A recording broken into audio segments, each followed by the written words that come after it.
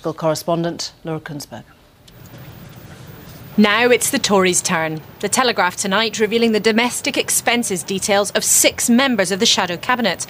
The newspaper has picked out Michael Gove, one of David Cameron's closest colleagues, for spending £7,000 on furnishings just before he moved house.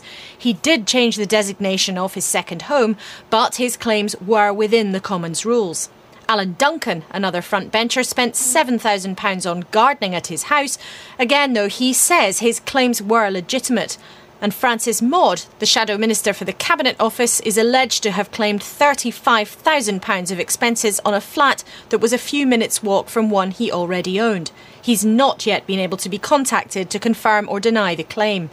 Knowing some allegations would emerge tonight, the party's leader tried to preempt any damage with this apology. Tomorrow is going to be another bad day for Parliament and, frankly, a bad day for the Conservative Party.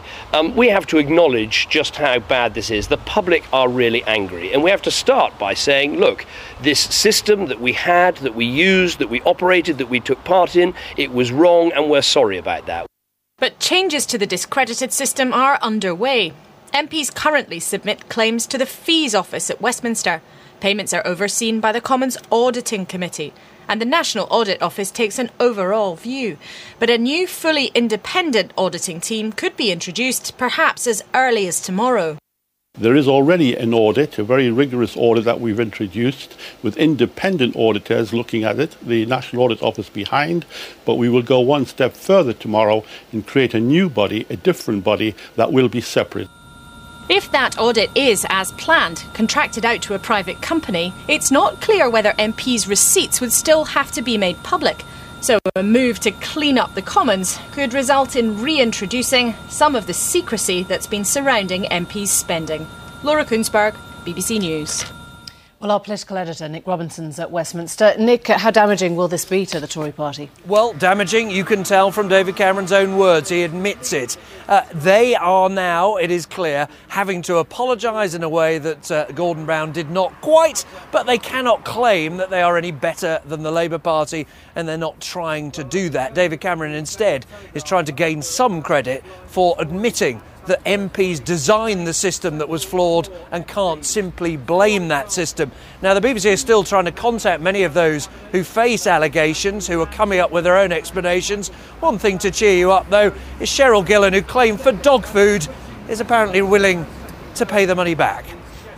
On a bigger level, Nick, how do you expect this to play out longer term with the voters? Well, I think that is the extraordinary thing about this story. Never in all my years as a political reporter, as a political journalist, have I known that the entire class of Democratic politicians are simply not in control of events. None of them. Not one political leader is capable of taking control of this, of guiding it, of knowing where it will go next. They are the victims in part, of course they've designed this system themselves, but the victims in part of information coming through journalists, information coming out through the Freedom of Information system, and also of public anger. Already today we saw someone, a former Deputy Speaker of the House of Commons, calling for Parliament to be dissolved in order that there could be an instant general election. Now there are of course elections coming up, European elections throughout the UK, and they are on a system and they are for a Parliament that in the past has encouraged people to actually try to make a protest vote.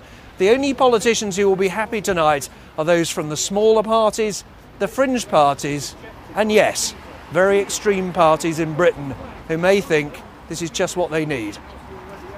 Nick, thanks very much indeed, our political editor, Nick Robinson. Police investigating the death of a boy in a hit-and-run accident in Bristol 9 days ago have arrested the woman